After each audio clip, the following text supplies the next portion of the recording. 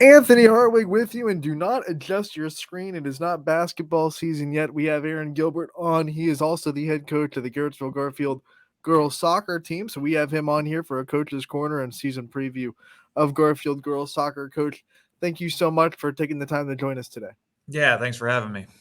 You got it. And you're not new to the season previews that we like to do. We're going to start with a kind of a breakdown of the roster, some of the big names on your team, and who fans should know as they go into this fall sports season. Yeah, we've got good numbers this year. We've got 25 girls out for the team, which is comparable to last year. I think we had 28, so our numbers are dramatically higher than they've been in past years. We're really young. Out of the 25, I think 17 are freshmen and sophomores, several first-year players. Even the upperclassmen, they didn't necessarily get as much field time last year because we had a big senior class.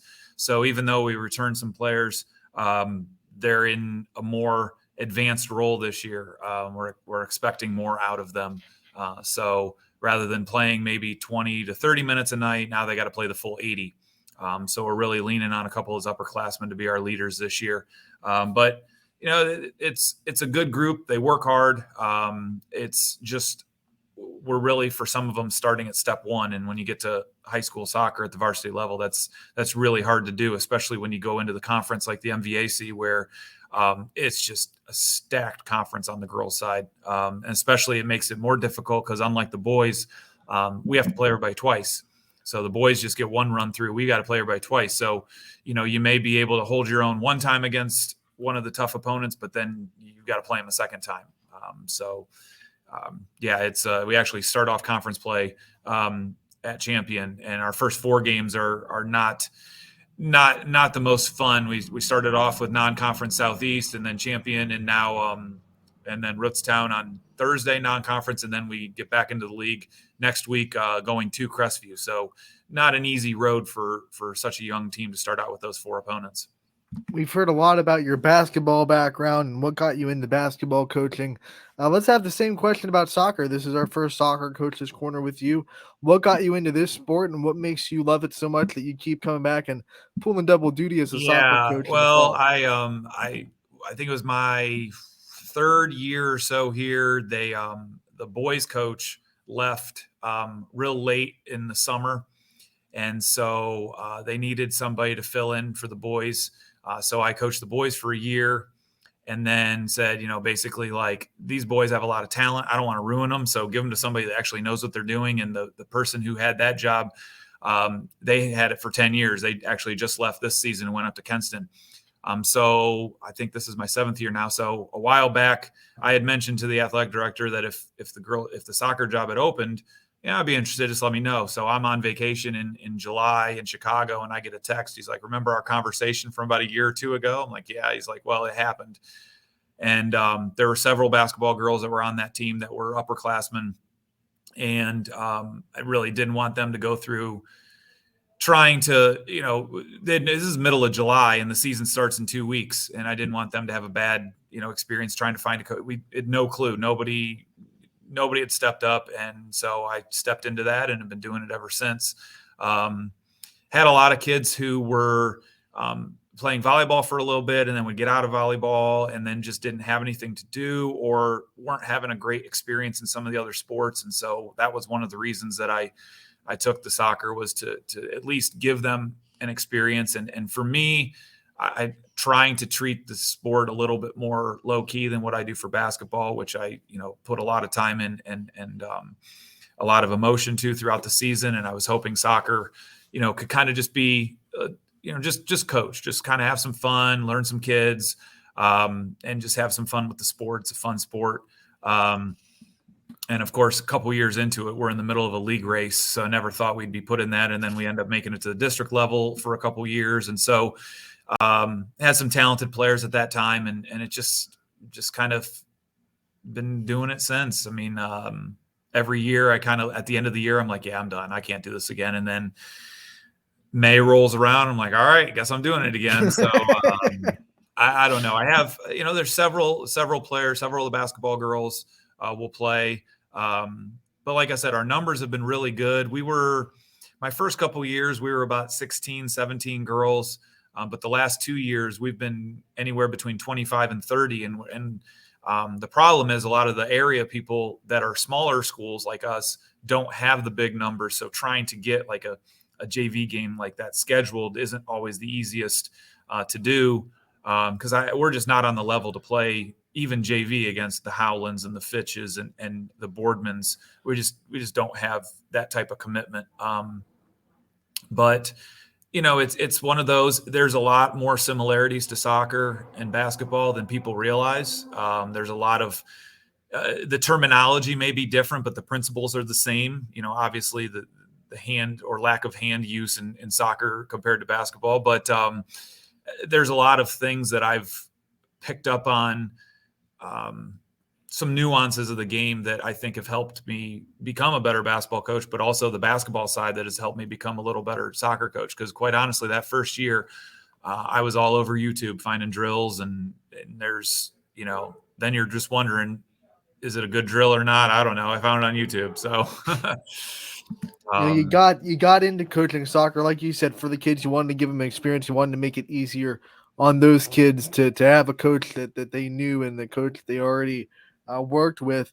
I mean, you make that decision, and you, like you said, you don't know too much about coaching soccer. You have to go into YouTube and get all these drills. Now here you are, 7 years into it. How much have you grown in the sport of soccer? How much have you learned about the sport? How much have you I grown to probably love still it? don't know very much. If you ask some people, I probably still don't know a lot. But I know my problem that I get into is I know what I want it to look like. It's just how to make it look like that. I've reached out with the new conference.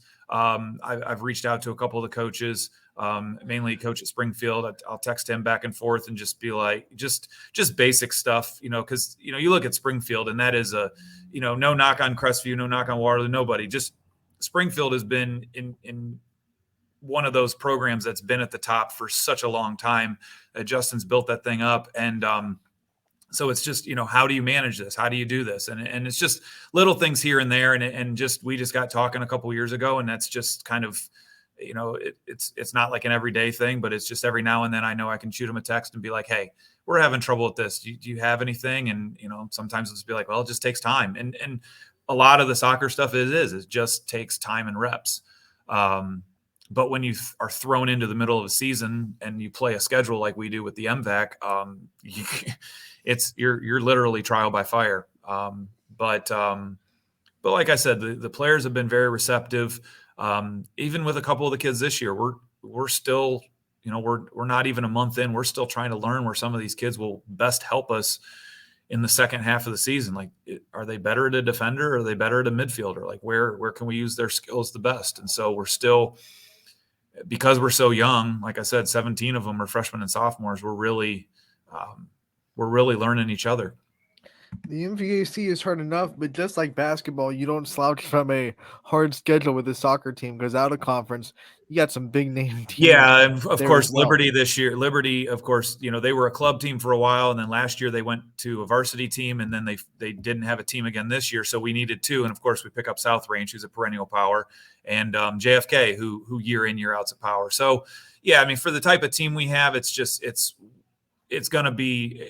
It's going to be tough. I mean, there's no way to soften it. I mean, one of my better teams went two or 3 years ago. We played South Range in the district, and we were a nice team, and they made us look silly. So, and I think that team ended up losing maybe in regional finals or something to Kirtland, something like that. So, yeah, it's just really hard to.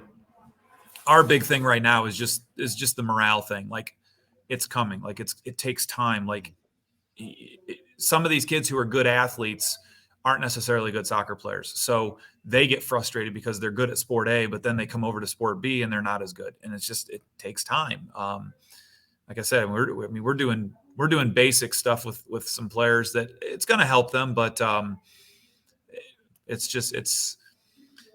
tough. It's tough. And I'm too competitive. I can't be the doormat of the league. Like, that's just, I can't handle that. So, we're pushing them, but I also understand our limitations. So I have to kind of hold back and find other ways to vent my frustrations. Thankfully, it's a kicking sport, so there's a lot of kicking that goes on to get those. So, Yeah, we're gonna put your picture on that on the movie poster of kicking and screaming. That's oh, just I'm telling you, like my leg muscles have never been in such a great shape as when I have soccer season. Like I wish I could have kicked like this when I was in high school. I might have actually stood a chance to play because I didn't play in high school. I stopped playing soccer in probably junior high when most people stopped because my dad was a football coach and I was playing football. So when I said I was doing soccer, he kind of looked at me and I'm just like, yeah, I know what your old opinion was of soccer, but he also understands athletes and he sees the sport for what it is, and so he's come around a little bit, but he's still a football guy at heart, and I'm still a football guy at heart. So it's just trying to get that terminology and get the transition between the two. So coaching another sport, you get to spend more time with these kids. I mean, we've talked about how special these students in the Garfield community are, and we see it at every sport, even the football kids. We know a lot of those names and what they've done for the community, and soccer and volleyball and basketball as well. What's it like to have more time with these student athletes and more time to just kind of see for yourself what kind of people they are? I mean, in the end, isn't that what it is? I mean, I don't know if people truly understand the importance of high school sports and being active in high school sports. I mean, extracurricular, the play and um, marching band and things like that are great, but the commitment of being on a team, whether it be cross country, whether it be volleyball, whether it be the winter sports, it doesn't matter. The commitment, the knowing of a schedule, the discipline to say I can't stay out late. I've got a game tomorrow. I've got to eat well, even though your friends are eating whatever. Your friends are doing something else. You've got to have that commitment. You got to have that discipline, that responsibility. I truly don't think there's anything better to teach that than high school sports, and the high school experience. I think is getting lost. I mean, in the last couple of years, the thing I've noticed, and not just from a participation standpoint in sports teams being smaller, but in the participation from the student body. Look at the size of some of the student sections when you go to these games. And whether it be a financial reason or whether it just be they're not interested, it's concerning on my part because I really see the benefits of the sports. And it's not knocking anything else. It's just there's an entity to sports that other things don't have. And I just think that camaraderie, that togetherness, like, I think about when ironically, this past May, I went to a concert up at Rocket Mortgage, and I'm off to the side, and I have this person come walking toward me, and kind of the face is there, and I'm like, I know who this person is, and he's like, do you remember me? I'm like, yes, Nick, I remember you. He was my point guard when I coached boys back in 2005, 2006, and I haven't seen the kids since graduation in 2006. This is 2023. We didn't talk about the concert. We didn't talk about anything. The first thing was the sport. Remember this, remember that, remember that. And so I think that's that tie, not just between the coach and the athletes, but athlete to athlete. They're going to talk about, and they remember the weirdest things. They really do. They don't always remember the game-winning shot or this, that, or the other thing. They remember the bus ride home when this happened. Remember in the stands when this happened. Remember going to this. Remember this at practice. And I just think that's so important. I think it's getting lost. Not to be up on my soapbox, but I just think societal. I think it's really getting lost. And I do think at times there is an overemphasis on the sports, but there's an enjoyment in the sports. Don't be scholarship chasers. Can we not just enjoy the 4 years of high school? Because after those 4 years of high school, most of those, even some of those elite athletes, they're done. They're done. That's it. There's no college. They're done. That's their lasting legacy. And so, enjoy that time with your team. Enjoy those practices because, I have the talk in basketball season with the freshmen. You've got, 80 some, 90 some games. Then their sophomore year, you've got 60 some, then you're 40. And then those seniors, hey, you got 22, 23 games. And they're just like, oh my God, I can't believe how fast it went. Because when it's over, it's over. And so I think that's the thing that's been cool with coaching a second sport is there's a handful more athletes and student athletes that I get to have some contact with and see them in the hallway and know who they are and see them in public and know who they are. And then when they graduate, even they know they might not have been the best player. They're like, hey, remember this and this? Like, that's what you want. So that's my TED talk. So there's Yeah, welcome to our TED Talk. Thank you for listening. yeah, sorry about that. You can No, probably cut it's that down awesome, by about Coach. 2 minutes, but I mean, I just think that you follow athletes in their post high school career. They talk to you about their high school days, even though they're playing at college A or college B. They're talking to you about, hey, remember when I was at Boardman or when I was at Fitch or when I was at South Range or whatever other school they might have come from. They miss the simplicity of high school because when they get into college, it becomes It's a such a business. grind, such a It's a job. job. I don't You care if know, you're D3, NAIA, whatever. You can say, well, I'm not D1. It doesn't matter. You're a D3. The D3 people treat themselves like they're D1 and they own you and they expect you to do this. And it's a grind. And I know I've heard it from a couple players who go their freshman year to try to play and they're like, everybody was so good. Duh. Like, yes, just because D3 doesn't mean they're awful. Like, there's really good all-state players at that level. There's all-state players at the NAIA level. There's all-state at every level. It's just, I'll never forget that was a comment from a former athlete, and I'm just like, what did you expect? Like, you're not just going to walk in, I mean, so that's the thing. And then like with our team, I have future college players? Probably not, but the 4 years that I have them, I'm hoping I'm giving them a good experience, and we can kind of go through, because some of the games we're going to have to laugh about. We're going to lose 10-0 to somebody. It's just going to happen. We're just not on the level of some of those teams, and so you got to find something to laugh about, because if you just not be competitive, but you got to. I mean, there's just sometimes you just lose to a better team. No matter what you do, they're just better, and I think athlete for athlete, I think we match up with a lot of the schools on our schedule. Foot skill for foot skill, that's where we're lacking. We've got 4, they have 10. That's a big difference. So, Coach, before we let you go, let's talk about your staff as well and the people behind the scenes that help you make this girls soccer program what it is. well, we have one paid position, so it's me. I have been blessed the last couple of years that we've had a volunteer that has been around for multiple years, who unfortunately this year couldn't do it due to some circumstances. So I have a former player that's helping out, Abby Carey, who's helping out. I had different times in this preseason, I had some former players come back and help at practices. Emma Thornton and Caitlin Lutz, who came back. I had one of the former volunteers come back. Russell Thornton came back. Kellyanne Collins has been around. So I've got some people that pop in and out, but it's that's who kind of makes it work. And it's nice that the former players do come back. And because, having 25 kids, I'm at one end of the field, then I'm running to the other end of the field, then I'm running the other. So it's nice to be able to say, hey, this drill. Can you run them through that drill and what it's supposed to look like? Hey, this drill. Can you run them? I'm going to go work, because we have a freshman goalie who's never played competitive soccer before. So that's my number one project. I've got to spend some time with her, because I don't have anybody else that's played the position. I never played the position. I'm just like, here's what I want out of you. So I'm just going to mold you to what I want out of a goalie. And then I can have somebody working with the defenders and somebody working with the forwards and mids.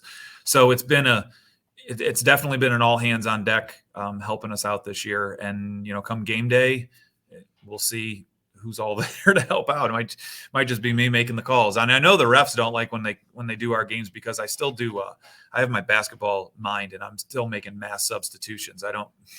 Or sending 3 or 4 kids to the flag. And I know they're just like, why is this person subbing so much? And it's like, that's just, I'm not going to change that. Because if I can play 16, 17 people a night, that kind of keeps them fresh. Hopefully, if there's a team that, is not in good a shape, we can at least compete against that. So, Coach, thank you so much for the time. You're back in action tonight against Champion, and then it hits the ground running. A lot of soccer to be played this year. It's 2 to 3 a week for the rest of the year, and just hopefully it doesn't rain. I know the two teams that we play that it always rains, we have back to back. Champion, it always rains when we play Champion, and it always rains when we play Rootstown, and we have them tonight and tomorrow. So if anybody is looking for rain, it will rain on these 2 days. So. Even if the forecast said, well, yeah, it doesn't matter what the forecast says. It will rain. It will rain. And I'm looking outside, and it's looking pretty cloudy right now. So yeah, it says 90% chance of rain, Coach. Told you. It doesn't matter when we put it on the schedule. Champion and Rootstown, no matter when we could put it in December 1st and it would rain. No snow, it would rain that day. So we could just go out and play out in Death Valley, out in Vegas, and that would be the one day in Vegas that it would rain. So I don't know. Coach, thank you 7 years again of seeing it, I can't go away from it. Coach, thank you once again for joining us. It was a great talk to have you, and we'll talk to you again real soon. Good luck this year. Yep. Thanks a lot, Anthony.